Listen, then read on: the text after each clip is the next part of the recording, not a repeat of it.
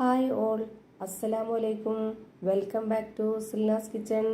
ഇന്നത്തെ റെസിപ്പി പാലും പഴവും കൊണ്ട് ഒരു അടിപൊളി ടേസ്റ്റി ആയിട്ടുള്ള ഒരു ഡിസേർട്ടിന്റെ റെസിപ്പിയാണ്. കുട്ടികൾക്കും വലിയവർക്കൊക്കെ ഒരുപോലെ ഇഷ്ടാവുന്ന നല്ല ടേസ്റ്റി ആയിട്ടുള്ള ഒരു അടിപൊളി ഡിസേർട്ടാണ്. പാലും പഴവും കൊണ്ട് ഇതേ രീതിയിലൊന്ന് ഉണ്ടാക്കി കഴിച്ചു കഴിഞ്ഞാൽ നിങ്ങൾക്ക് ഐസ്ക്രീം ഒക്കെ എന്തിനാന്ന് തോന്നിപ്പോവും. അത്രയും നല്ല ടേസ്റ്റി ആയിട്ടുള്ള ഒരു ഡിസേർട്ടാണിത്. അതുകൊണ്ട് തന്നെ ഈ വീഡിയോ സ്കിപ്പ് ചെയ്യാതെ മുഴുവനായിട്ടൊന്ന് കണ്ടു നോക്കണേ. റെസിപ്പിയിലോട്ട് കടക്കുന്നതിന് മുമ്പായി സിൽനാസ് കിച്ചൺ ചാനൽ ആദ്യമായിട്ട് കാണുന്നവരാണെങ്കിൽ പ്ലീസ് ഒന്ന് സബ്സ്ക്രൈബ് ചെയ്തേക്കണേ. ഒപ്പം തന്നെ ഈ വീഡിയോസ് നിങ്ങൾക്ക് ഇഷ്ടപ്പെടുകയാണെങ്കിൽ ഒരു ലൈക്ക് ചെയ്ത് ഷെയർ ചെയ്ത് സപ്പോർട്ട് ചെയ്യാനും മറക്കരുത്. അപ്പോൾ ഇതിനായിട്ട് ഞാനിവിടെ 4 ചെറിയ നേന്ത്രപ്പഴമാണ് എടുത്തിട്ടുള്ളത്. കുറച്ച് വലിയ നേന്ത്രപ്പഴം ആണെന്നുണ്ടെങ്കിൽ ഞാൻ ഉണ്ടാക്കിയെടുക്കുന്ന ഈ ഒരു അളവനുസരിച്ച് ഒരു 3 നേന്ത്രപ്പഴമൊക്കെ മതിയാവും. ചെറുതായതുകൊണ്ടാണ് 4 എണ്ണം എടുത്തിട്ടുള്ളത്. ഇനി ഇതേപോലെ ചെറുതായിട്ടൊന്ന് കട്ട് ചെയ്തെടുക്കുന്നുണ്ട്. ഒരുപാട് നന്നായിട്ട് പഴുത്ത് ഉടഞ്ഞു പോയ പഴം എടുക്കരുത്. ഇതുപോലെ മീഡിയം പഴുപ്പുള്ള പഴം എടുത്താൽ മതി. ഈ ഒരു ഡിസേർട്ടിന് ഇതേപോലെ വേണം കട്ട് ചെയ്തെടുക്കാനായിട്ട്. അപ്പോൾ ആ ഒരു 4 പഴവും ഞാൻ ഇതുപോലെ കട്ട് ചെയ്തെടുത്തിട്ടുണ്ട്. ഇനി അടുത്തതായിട്ട് സ്റ്റവിലേക്ക് ഒരു പാൻ വെച്ച് കൊടുത്ത് ഫ്ലെയിം ഓൺ ആക്കി കൊടുത്തിട്ടുണ്ട്. ഇതിലേക്ക് ഇതേപോലെ ഒരു പീസ് ബട്ടറാണ് ഇട്ട് കൊടുത്തിട്ടുള്ളത്. നെയ്യിൽ ചെയ്തെടുക്കണം എന്നുള്ളവർക്ക് നെയ്യിൽ തന്നെ ചെയ്തെടുക്കാം, കുഴപ്പമൊന്നുമില്ല.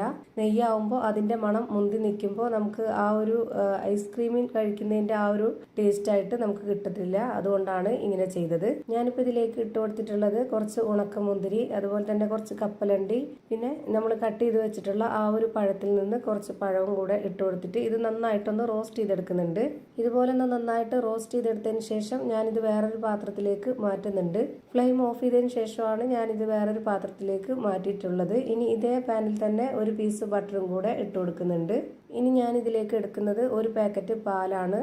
ഒരു പാക്കറ്റ് പാല് മുഴുവനായിട്ടും ഇതിലേക്ക് ഒഴിച്ചു കൊടുക്കുന്നുണ്ട്. ഇതിലേക്ക് ഇനി ഒട്ടും തന്നെ വെള്ളമൊന്നും ചേർത്ത് കൊടുക്കേണ്ട ആവശ്യമില്ല.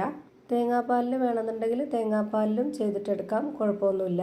ഇതിന്റെ ഫ്ലെയിം ഇപ്പോൾ തന്നെ ഓണാക്കി കൊടുക്കേണ്ടതില്ല. ഇനി ഇതിലേക്ക് ഇതേപോലെ വലിയ സ്പൂൺ അളവിൽ 2.5 സ്പൂൺ വറുത്ത അരിപ്പൊടിയാണ് ഇട്ട് കൊടുക്കുന്നത്. ഓരോ സ്പൂൺ അരിപ്പൊടിയും ഇതുപോലെ നിറച്ചാണ് എടുത്തിട്ടുള്ളത്. അതേപോലെ തന്നെ എടുക്കാൻ വേണ്ടി നോക്കുക. ഇതിലേക്ക് വറുത്ത അരിപ്പൊടി വേണം എടുക്കാനായിട്ട്, വറുക്കാത്ത അരിപ്പൊടി എടുക്കരുത്. പിന്നെ ഇതിലേക്ക് വേണ്ടത് അരിപ്പൊടി എടുത്തിട്ടുള്ള അതേ സ്പൂൺ അളവിൽ 3 സ്പൂൺ പാൽപ്പൊടിയാണ്. അടുത്തതായിട്ട് ഇതിലേക്ക് വേണ്ടത്, ഇതിന് നല്ലൊരു മണത്തിന് വേണ്ടിയിട്ട് ഒരു 3 ഏലക്ക ഇട്ട് കൊടുക്കാം. വാനില എസൻസ് ഉണ്ടെങ്കിൽ അതായിരിക്കും കൂടുതൽ നല്ലത്. ഐസ്ക്രീമിന്റെ ആ ഒരു ഫ്ലേവറൊക്കെ കിട്ടാൻ വേണ്ടിയിട്ട് അതായിരിക്കും കൂടുതൽ നല്ലത്. ഇല്ലാന്നുണ്ടെങ്കിൽ ഇതുപോലെ ഏലക്ക ഇട്ട് കൊടുത്താലും മതി.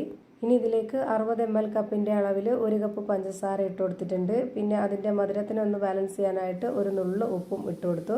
ഇനി ഇതിലേക്ക് നേരത്തെ കട്ട് ചെയ്ത് വെച്ചിട്ടുള്ള നേന്ത്രപ്പഴമാണ് ഇട്ട് കൊടുക്കുന്നത്. അത് മുഴുവനായിട്ടും ഇട്ട് കൊടുക്കാം. ഇനി ഇതിന്റെ ഫ്ലെയിം ഓൺ ആക്കി കൊടുത്ത ശേഷം ഹൈ ഫ്ലെയിമിൽ തന്നെ ഇട്ട് വെച്ചിരുന്നിട്ട് ഇതുപോലെ നന്നായിട്ട് കൈവിടാതെ ഇളക്കി കൊടുക്കാം.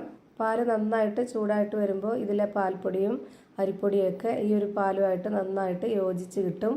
ഹൈ ഫ്ലെയിമിൽ ഇട്ട് കൊടുത്തിട്ട് ഇതുപോലെ ഇളക്കി കൊടുക്കാതിരുന്നു കഴിഞ്ഞാൽ ഇത് അരിപ്പൊടിയും പാൽപ്പൊടിയും ഒക്കെ കട്ടയായിട്ട് പോവും.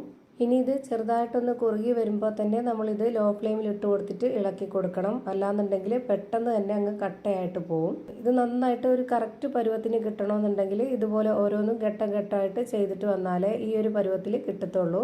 ഇപ്പോൾ ഇതിന്റെ പരുവം നിങ്ങൾക്ക് കാണുമ്പോൾ തന്നെ മനസ്സിലാവുന്നുണ്ടാവും. ഇതേ ഒരു പരുവാകുമ്പോൾ നമുക്ക് ഇതിന്റെ ഫ്ലെയിം ഓഫ് ചെയ്ത് കൊടുക്കണം. ഒരുപാട് കട്ടയായി കഴിഞ്ഞാൽ ഇത് നമ്മൾ ഉദ്ദേശിക്കുന്ന ആ ഒരു പരുവത്തിൽ കിട്ടത്തില്ല. ഇപ്പം ഇതുപോലെ സ്പാച്ച് കൊണ്ട് കോരുമ്പോൾ ഈ ഒരു രീതിയിലായിരിക്കണം ഈ ഒരു മിക്സ് റെഡിയായി കിട്ടേണ്ടത്. ഫ്ലെയിം ഓഫ് ചെയ്തതിന് ശേഷം ഈ ഒരു പാനിൽ തന്നെ വെച്ചിരിക്കരുത്, പെട്ടെന്ന് തന്നെ വേറൊരു പാത്രത്തിലേക്ക് മാറ്റേണ്ടതാണ്. ഇപ്പം ഞാനിതാ ഇതേപോലെ ഒരു ട്രേയിലേക്ക് മുഴുവനായിട്ടും ഒഴിച്ചു കൊടുക്കുന്നുണ്ട്. ഇതിന് നമ്മൾ ചൂടോടെ അല്ല കഴിക്കേണ്ടത്. അങ്ങനെ കഴിക്കണമെന്നുള്ളവർക്ക് അങ്ങനെ കഴിക്കാം. ഇത് ഫ്രിഡ്ജിൽ വെച്ച് നല്ല പോലെ ഒന്ന് തണുപ്പിച്ചെടുത്തതിന് ശേഷം നമുക്കിത് കഴിക്കാവുന്നതാണ്. ഇനി ഇതിന്റെ കൂടെ കടിക്കാൻ കിട്ടാനായിട്ട് നേരത്തെ റോസ്റ്റ് ചെയ്ത് മാറ്റി വെച്ചിരുന്ന ആ ഒരു ഉണക്കമുന്തിരി, പഴം, കപ്പലണ്ടി അത് ഇതിലേക്ക് ഇട്ട് കൊടുക്കുന്നുണ്ട്.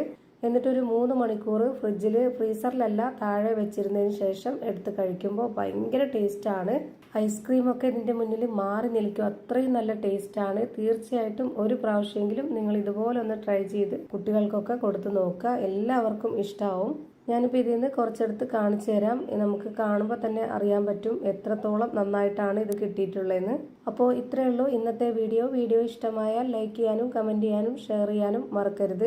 അതുപോലെ തന്നെ ഞാനിടുന്ന പുതിയ വീഡിയോസ് നോട്ടിഫിക്കേഷനായിട്ട് കിട്ടുന്നതിന് വേണ്ടി സബ്സ്ക്രൈബ് ചെയ്ത് ബെല്ലൈക്കൺ അമർത്തി അതിൽ ഓൾ എന്ന ഓപ്ഷൻ എനേബിൾ ചെയ്ത് കൊടുക്കാനും മറക്കരുത്. പുതിയൊരു വീഡിയോയുമായി വീണ്ടും വരും. Thank you for watching.